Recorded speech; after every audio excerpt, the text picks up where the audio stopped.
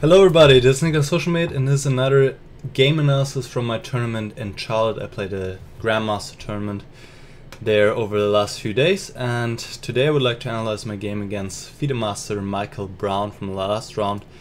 My opponent already had made IM norm at this point, and so we just played without pressure for both sides, I guess. And I began the game with e4, and I went for knight c3 here for the first time, which is called the Vienna variation if I'm not mistaken. I went g3 here and d5, and this is a little bit different than usually what you see in the e4 e5 lines. White puts the bishop on a long diagonal, and I like to mix it up sometimes, and also in this case surprise my opponent by this choice. So this is all theory here. Castle rook e1. Here black has many choices to defend his pawn. Bishop g4, queen f6, or can even just go bishop b6 or rook e8. My opponent chose f6, and I still knew this move, and there's this idea here to play still d4, e takes d4, and queen d3, making use of the fact that this diagonal has opened up, so I'm threatening queen c4 check now to pick up the bishop on c5. So black has to react, goes king h8, and now still queen c4. Queen d6 wouldn't be possible because of bishop f4, and black cannot defend his bishop anymore. My opponent went bishop d6, probably best is bishop b6, and then bishop a3. This was the whole purpose, to drive the bishop away from the a3 f8 diagonal, so bishop can go to a3, rook e8, takes, and no, not takes, just c takes d4 here. And white is a little bit more comfortable maybe, but it's really not that much. So bishop d6, now I can just take back, and white is a little bit better here. Bishop g4. Here I took my time to really figure out what I'm doing. I was thinking first to put my rook on the b file, but I wasn't sure how much this is actually doing. So then I saw this option of going bishop b2, and I expected queen d7, very natural move, and then to go d5, and it looked interesting to me, but maybe I overestimated my chance a little bit. So black has to more or less go bishop takes f3 here. If black moves the knight to e7, then well, I can probably play knight d4 and I have a nice square on e6, and this looks quite good for white. So I was expecting how it happened in the game. Bishop takes f3, bishop takes knight e5, and now I take on e5, and f takes e5 is a good move here. After bishop takes e5, rook ab1, I think it's quite uncomfortable for black already. Rook ab8. Here I want to go bishop g4, putting my bishop on e6. Black probably has to go b5 here already, but all this just looks pleasant for white. So f takes e5. And here maybe bishop e4 is not the right choice. I mean, the bishop is perfectly placed on e4. But maybe it wasn't the right point in time to put it there yet. Maybe bishop g4 instead, and then queen f7, rook e2. Maybe somehow later get to e4. I wasn't quite sure how to do it though. And white is more comfortable here, but remains a complex position. I aimed for this position because I thought I'm going to put my bishop on e4, and black will have no counterplay, no real play really, and I can just risk-free play for a win. But it's not quite that simple. Rook f6 I think is a good move, and suddenly black has these rook swings at times, which is a problem. I didn't realize it when I aimed for this position. For example, now king g2, there's rook h6 already, threatening queen h3, and if h4, then it's just g5, and I don't think it's any good for me here. If h takes g5, queen h3 check, I didn't like this. I did not like this. Queen h5 picks up the pawn. Yeah, so I didn't go for that. So f3, now a5 is interesting. Black also could play queen h3 here, but I can probably just go queen f1, and I would exchange queens, and I still have some play definitely. I can try. A5, so I thought he wants to go maybe a4, rook a5, rook c5. I wasn't sure what he wants to do, but I was like, okay, I'm just going to play a4 to close it down. Now b6. I think maybe here rook af8. Because now if I play king g2, then really rook h6 is quite annoying. h4 and g5. And this could mean trouble for me here.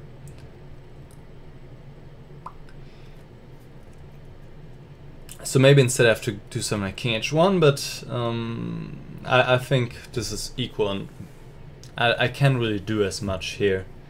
Because my whole plan is to go king g2, as we'll see in the game, and then h4, and maybe get some play going on the king side. So b6, now king g2. I was almost tempted here to offer a draw because I really wasn't happy with my position. Here my opponent played rook af8, which is an inaccuracy. He should go rook h6 now to stop this h4, or rather to after h4 have g5. And again, I cannot take. It's just, this will lead to a loss probably pretty easily here. Rook h2 coming. So instead, well, originally I want to go g4 here, but if I go g4, the black squares or dark squares here are too weakened, then it wouldn't be good. But then I realized I can go h4, g5, and then queen c6 here, forcing a queen exchange. Because if queen c8, I can go bishop f5.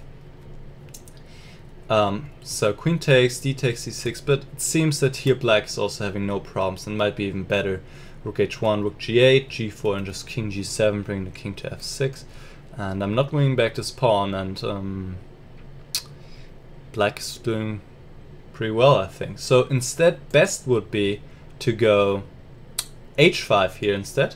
Black doesn't want to take because of rook h1 and pressure on h7, but instead g4 is good. And now queen c6, and that would lead to an equal position here. Yeah, that would be about equal. Alright, so I was happy to see rook af8, because now I can just do what I was hoping of all along, play h4, and now we have this position where black really doesn't have any play. f3 is the only target, but of course sufficiently defended here. I defend one more time with queen d3, and I can try to slowly improve my position. Still it's not easy by any means. Queen h5 is, I think, a good choice to block my h-pawn advancing. Rook h1 and queen h6. And the queen is just blocking the pawn there and really forces me more or less to exchange queens if I want to make any progress. c3, just useful move, taking away some squares. Bishop c5, rook e1, preventing queen e3, but then I realized I probably want to exchange queens myself anyway, so I did this right here, rook e2, prepared the queen exchange now, and queen d2. Maybe, I'm not sure about this, but maybe I could play h5 first and then queen d2. I didn't want to play this because I want to remain flexible, but maybe it's better, I'm not sure. So I play queen d2, takes, g6 now, because if my pawn was on h5 now, black would have a harder time to play g6. But at the same time I wasn't sure, because it allows me to open it the h-file maybe and have a target here, so not clear to me. And now king f2 is a mistake. My whole plan this whole time was to bring my king over and to have this route here into the black position and activate my king, but I have to be careful how I go about it. And if I want to do this, maybe I have to start out with rook f1. I have to play an awkward move, which I didn't want to do, but after king f2 my opponent could have equalized fairly easily, in fact. Maybe another idea would be to go h5 first, king g7, rook h4, and then go on this route. Maybe this is a better way to do it. Alright, anyway, so I played king f2 a little bit too fast, and here then I realized, oh, rook takes f3 is possible. That's very unfortunate. e4, and I would already prefer black probably. King e3. Here black has a choice how to take on f3. I expected e takes f3 when black will have a pawn on f2, Probably it remains equal, but it seems already a little bit more comfortable for black to play, because just bishop is protected here, pawn is protected. Not much white can do really. Maybe rook d3, rook f3, something along these lines, but yeah, probably it's equal. So I gave my opponent the chance here to equalize, but he missed it and he played king g7. And now of course this chance is gone. I play king e2. And he also brings the king, which makes a lot of sense. King c4. Now bishop c5. The king is supposed to go to d6. And now I go h5. And see what's going on there. If I can create some play here, maybe invade on the h5. He played g5. I mean, it's not an easy choice for black here. If black just defends the pawn, say rook g7 or rook f6 maybe, well then I'll probably enter somehow. Maybe go g4 first, or bring the rook. In all these positions, white always keeps a slight pressure, and black never really fully equalizes. So it's definitely unpleasant for black to play. So h5, g5. I think my opponent just wants to create a fortress here, which he almost did, pretty much. I think he had a good chance to do it. Now I play h6, so he doesn't play h6 himself, and also fix this pawn on h7 as a target. And g5 can also be attacked. King d6. Now rook h5, rook g8, and here I played g4 because I thought otherwise black plays g4 himself. But this might be a mistake. Maybe I should play king b5 here.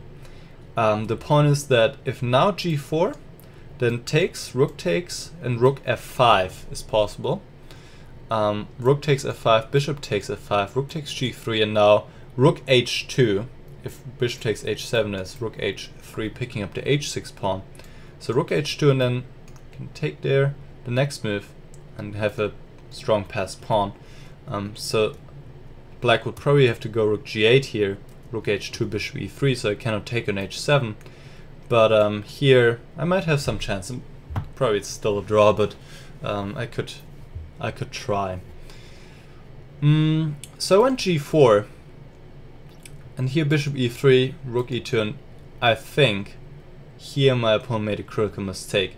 If my opponent puts his bishop on f4 now, I don't think I can break through. The bishop protects the pawn g5, protects the pawn e5. He was afraid of the breakthrough somehow of c4, c5, but this just doesn't look like it's going to be. I can realize that because, I mean, for example, black puts a rook on b8, and what am I going to do? It seems not possible here to break through in any way, really. So yeah, this was the way to go, and black has a fortress and should lead to a draw. So bishop c5, but now I can try bishop f5, rook e7, and bishop e6. Improve my bishop. Rook has to go to g6 to keep protecting the pawn. And now king d3, and the king is coming. The king is coming, and rook e8, well, wouldn't work because of bishop f7. So black has to react, because otherwise I'm just bringing my king to f5 and taking on g5. So rook f6. Rook takes g5, and rook takes f3 check. And here I played king d2. If I go to c4, black can play rook f4 check, king b5, and e4 is strong, and black also gets a strong pawn here on e3, so I didn't want to allow this. So I play king d2. Now my opponent made a mistake, bishop f2. Probably best is rook f4 to have this option to go e4. But this still remains very difficult for black. Certainly rook g7, for example, rook takes a4, bishop f5. Very difficult to defend here for black, certainly. If rook h3 to pick up this pawn, then I can just start an attack here suddenly with rook d8, and black is in trouble. Rook d8 is checkmate, and c6 doesn't really save black because, well, and bishop d5, rook a8 or c7, and that's it. So bishop f2. Now I thought I found a very strong move and might be winning, but it makes things more difficult. I played rook f5, But instead rook g8 wins. Just wins on the spot. And what I missed here is this idea, rook d8, king c5, now d6 is just winning. Very nice move. Black cannot take because of checkmate. And if black takes on e6, then there's d takes c7, and black has to give the rook, and I'm in an exchange up, and I'm going to win. Well, I played rook f5, forcing the exchange of the active rook on f3, so it takes 6, and I'm getting another passed pawn, which is nice. Bishop g3, king d3, bishop f4, king e4, bishop takes h6. Yeah, maybe best chance here is rook e8, but I honestly cannot believe black can save this here. Maybe create some counterplay here with the a pawn, but it seems like white should win this here. But you know, with these opposite colored bishops, it's always tricky. It's always tricky. Not that easy.